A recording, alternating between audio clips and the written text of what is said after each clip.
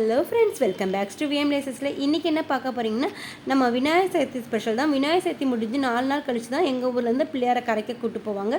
So இது எங்கே போவாங்க பார்த்தீங்கன்னா, நம்ம வந்து எங்கள் ஊர்லேருந்து விஜயபதி, அதுக்கப்புறம் பார்த்திங்கன்னா ஊரி, இதெல்லாம் கொஞ்சம் பக்கம்தான். ஸோ இவங்க வந்து பக்கத்து ஊர்லேருந்துலாம் பிள்ளையார்லாம் வந்து முருங்கலை எல்லாம் ஒன்று போல் சந்தித்து, அதுக்கப்புறம் மெயின் ரோட்டில் போய் பஜார்லேருந்து மறுபடியும் வந்து நம்ம விஜயபதி உவரி இங்கெல்லாம் போவாங்க.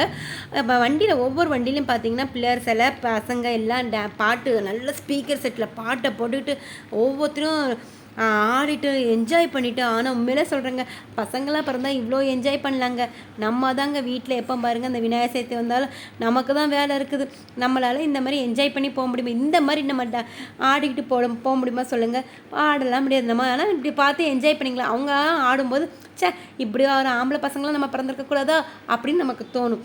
ஸோ இப்படி பார்த்துட்டு இருக்கும்போது நிறைய போலீஸ் பாதுகாப்போடு தான் போச்சு.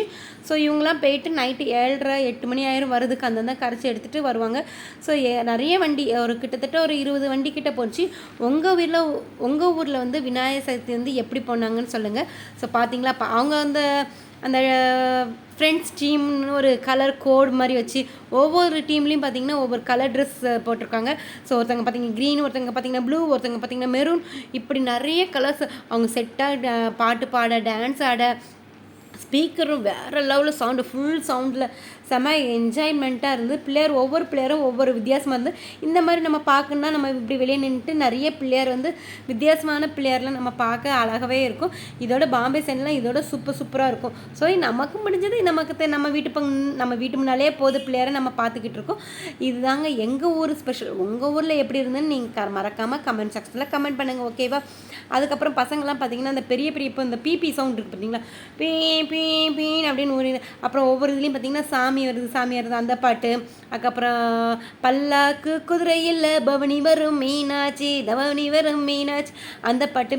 இப்படி நிறைய பாட்டு பண்ணாங்க. அப்புறம் ஏன்டா இந்த வண்டி மட்டும் ஏன் இங்கே நிற்கின்னு பார்த்தீங்களா, ஒன்றுமில்ல, ஒரு 2 பேர் வந்து குட்டி பிள்ளையார் சிலை வச்சுருந்தாங்க. ஸோ அதை வண்டியில் ஏற்றி அவங்களே கூட்டிகிட்டு போனாங்கங்க.